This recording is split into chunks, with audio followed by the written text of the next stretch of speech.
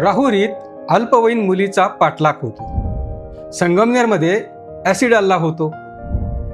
जिल्ह्यात एकाच वर्षात 155 बालविवाह रोखावे लागतात. मुलींच्या सुरक्षिततेची लढाई अद्याप अपुरीच. कोपर्डीनंतरही काहीच बदललं नाही. पाठलाग, छेडछाड, बालविवाह, मुलींचं शिक्षण की भीतीचं आयुष्य? नमस्कार, मुद्दा जनतेचा मध्ये आपलं स्वागत. कोपर्डी हे नाव उच्चारलं तरी आजही महाराष्ट्राच्या अंगावर काटा येतो. पण प्रश्न असा आहे की या घटनेनंतर आपण खरंच काही शिकलोत का? राहुरीत अल्पवयीन मुलीचा पाठलाग होतो. संगमनेरमध्ये ॲसिड हल्ला होतो. मग आपल्या लेकी खरंच सुरक्षित आहेत का?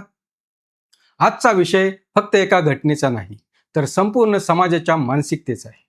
दिल्लीतील निर्भया प्रकरण ते थेट अलीकडील पुणे जिल्ह्यातील नसरापूरच्या चिमुरडीची हत्या असो की दररोज घडणाऱ्या अशा घटना, एकूण काय तर मुलींच्या सुरक्षिततेची लढाई अद्याप अपुरीच आहे. याच विषयावर आज चर्चा करणार आहोत. यासाठी संदर्भ म्हणून अहिल्यानगर जिल्ह्यातील ताजी घटना पाहू.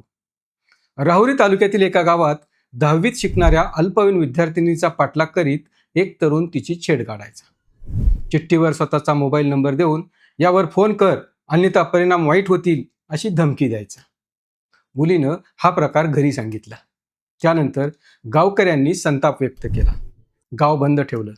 शेवटी पोलिसांनी अरमान जब्बार शेख या आरोपीला अटक केली. प्रथमदर्शनी पाहता ही एक घटना वाटू शकते, पण प्रत्यक्षात ती एका गंभीर सामाजिक वास्तवाची आठवण करून देते. कारण ही घटना नवीन नाही.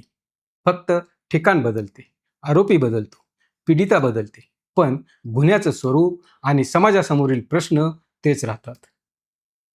अहिल्यानगर जिल्ह्याचं दुर्दैव असंही की या मातीत कोपर्डीसारखी अमानुष घटना घडली. त्या घटनेनं महाराष्ट्र हादरला. लाखो लोक रस्त्यावर उतरले. न्यायासाठी लढा उभा राहिला.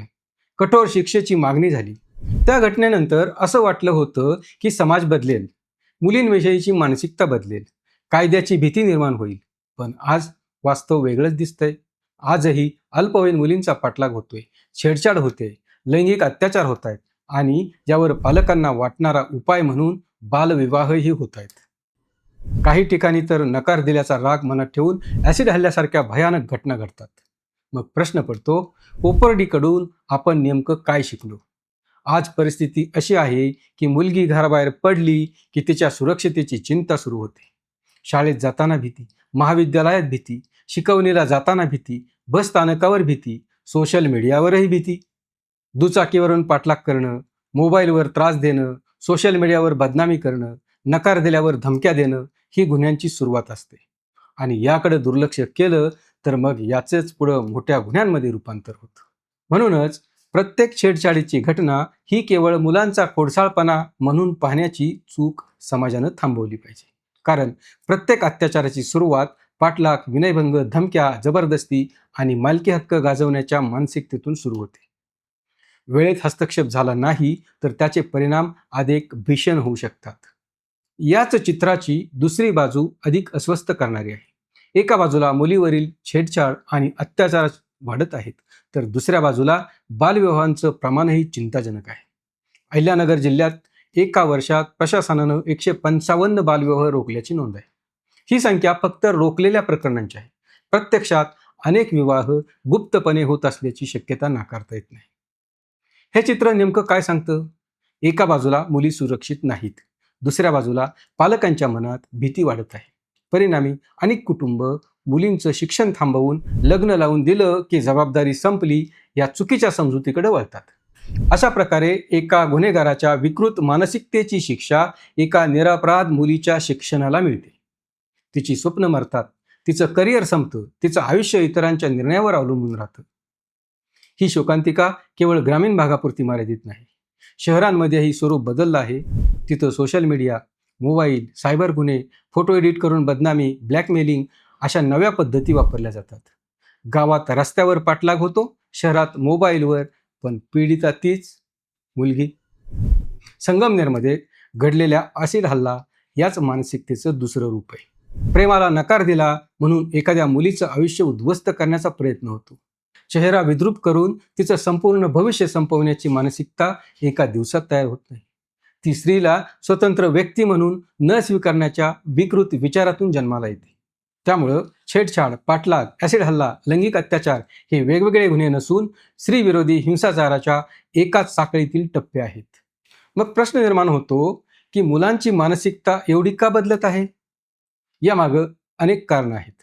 घरातील संस्कारांचा अभाव, महिलांविषयीचा आदर कमी होणं, मोबाईलवर सहज उपलब्ध होणारी अश्लील सामग्री, सोशल मीडियावरून निर्माण होणारी खोटी पुरुषी प्रतिमा, मित्रमंडळींचा चुकीचा प्रभाव, व्यसनाधीनता आणि सर्वात महत्त्वाचं म्हणजे नकार स्वीकारण्याची क्षमता कमी होत जाणं, ही खरी कारणं आहेत. आपण मुलीला सतत सांगतो, संध्याकाळी बाहेर जाऊ नको, एकटी फिरू नको, सावध राहा, फोनवर लोकेशन ठेव. पण मुलांना किती वेळा सांगतो की मुलींचा आदर कर, नकार स्वीकार, पाठलाग करणं हा गुन्हा आहे, स्त्री ही वस्तू नाही, असं कधी सांगितलं जातं का? म्हणजेच समस्या इथंच आहे. आपल्या समाजात अजूनही मुलींवर बंधनं घालण्याची तयारी जास्त आणि मुलांवर संस्कार करण्याची तयारी कमी दिसते. पोलिसांवर टीका करणं सोपं आहे, पण त्यांच्यासमोरची आव्हानंही समजून घेतली पाहिजेत. अनेक कुटुंब बदनामीच्या भीतीने तक्रार देत नाहीत. काही ठिकाणी गाव पातळीवरच तडजोडी केल्या जातात. डिजिटल पुरावे नष्ट होतात, साक्षीदार मागे हटतात, न्यायालयीन प्रक्रिया वर्षानुवर्ष चालते. त्यामुळं आरोपींना कायद्याची भीती कमी वाटते. याचा अर्थ पोलिसांनी हात टेकावेत असाही नाही, त्यांच्याकडून काहीच अपेक्षा करू नये असाही नाही. पोलिसांनी छेडछाड, पाठलाग आणि महिलांवरील गुन्ह्यांकडे लहान गुन्हा म्हणून पाहण्याची वृत्ती पूर्णपणे बदलली पाहिजे. प्रत्येक तक्रारीवर तातडीने कारवाई झालीच पाहिजे. शाळा आणि महाविद्यालयांच्या परिसरात नियमित गस्त, CCTV, सायबर पथकांचं बळकटीकरण, महिला सुरक्षा कक्ष अधिक सक्षम करणं आणि पुन्हा पुन्हा गुन्हे करणाऱ्या आरोपींवर कठोर प्रतिबंधात्मक कारवाई करणं आवश्यक आहे. या उपाययोजनांसाठी पोलिसांना जाब विचारलाच पाहिजे. तितकीच मोठी जबाबदारी शिक्षण व्यवस्थेची आहे. शाळांमध्ये गणित, विज्ञान आणि इंग्रजी शिकवले जातं, पण मुलींविषयी आदर, संमतीचं महत्त्व, लैंगिक संवेदनशीलता आणि संविधानानं दिलेली समानता प्रभावीपणे शिकवली जाते का? अभ्यासक्रमात गुण मिळवणारा विद्यार्थी माणूस म्हणूनही घडला पाहिजे. पालकांनीही मुलींवर निर्बंध घालण्यापेक्षा मुलाला जबाबदार नागरिक बनवण्यावर भर दिला पाहिजे. मुलगी घाबरून गप्प बसणार नाही असा विश्वास तिला घरातून मिळाला पाहिजे. तिनं सांगितलेल्या प्रत्येक तक्रारीकडं गांभीर्यानं पाहिलं पाहिजे. कायद्यातही काही बदलांची गरज आहे. मुलींचा पाठलाग करणं आणि अल्पवयीन मुलींच्या छेडछाडीच्या प्रकरणांमध्ये जलद तपास, निश्चित कालमर्यादित न्यायालयीन सुनावणी, सायबर गुन्ह्यांसाठी स्वतंत्र वेगवान यंत्रणा आणि पीडित मुलींच्या शिक्षणाची जबाबदारी शासनानं स्वीकारण्यासारखे ठोस उपाय विचारात घ्यायला हवेत. राहुरीतील ग्रामस्थांनी गाव बंद ठेवून निषेध केला. हा समाज जागा होत असल्याचा सकारात्मक संदेश आहे. पण प्रत्येक घटना घडल्यानंतर रस्त्यावर उतरण्यासोबतच प्रत्येक गावानं, प्रत्येक शाळेनं आणि प्रत्येक कुटुंबानं अशी घटना घडूच न देण्यासाठी संस्कृती निर्माण केली पाहिजे. कारण प्रश्न फक्त एका मुलीचा नाही, तो प्रत्येक घरातील लेकीचा आहे. आज जर मुली सुरक्षित नसतील तर उद्याचा समाज सुरक्षित असू शकत नाही. मुलगी शिक्षण सोडत असेल, भीतीत जगत असेल, बालविवाहाला बळी पडत असेल किंवा तिच्या स्वातंत्र्याचा गळा घोटला जात असेल तर तो केवळ तिचा पराभव नाही, तर तो संपूर्ण समाजाचा पराभव आहे. कोपर्डीची वेदना विसरून चालणार नाही. राहुरीची घटना दुर्लक्षित करून चालणार नाही. संगमनेरचा ॲसिड हल्ला हा केवळ एका तरुणीवरचा हल्ला नव्हता, तो स्त्रीच्या स्वातंत्र्यावरचा हल्ला होता. प्रश्न इतकाच आहे की आपण प्रत्येक घटनेनंतर फक्त संताप व्यक्त करणार आहोत का? की अशी वेळ पुन्हा कधीच येऊ नये म्हणून बदल घडून आणणार आहोत? कारण मुलींच्या सुरक्षेचा प्रश्न हा केवळ पोलिसांचा नाही, केवळ न्यायालयाचा नाही, केवळ सरकारचाही नाही. तो आपल्या समाजाचा, संस्काराचा, संवेदनशीलतेचा आणि चारित्र्याचा आरसा आहे. त्या आरशात आज दिसणारं चित्र अभिमानास्पद नाहीये. ते बदलणं हीच आजच्या काळाची सर्वात मोठी सामाजिक जबाबदारी आहे. आज प्रत्येक पालक आपल्या मुलीला सुरक्षित ठेवण्याचा प्रयत्न करत आहे, पण समाज म्हणून आपण प्रत्येक मुलाला सुसंस्कृत बनवण्याचा प्रयत्न केला तरच प्रत्येक मुलगी सुरक्षित राहील. मुलींवर निर्बंध घालून समाज सुरक्षित होत नाही. मुलांच्या मनावर संस्कार करून समाज सुरक्षित होतो. अन्यथा कोपर्डी, राहुरी, संगमनेर ही नावं बदलत राहतील, पण वेदना मात्र तीच राहील. प्रश्न एवढाच आहे, पुढची कोपर्डी घडल्यावर पुन्हा मेणबत्त्या पेटवायच्या की आजच आपल्या मुलांच्या मनात माणुसकीचा दिवा पेटवायचा? हा व्हिडिओ आपल्याला कसा वाटला, यावर आपलं मत काय आहे आम्हाला कॉमेंट करून जरूर कळवा.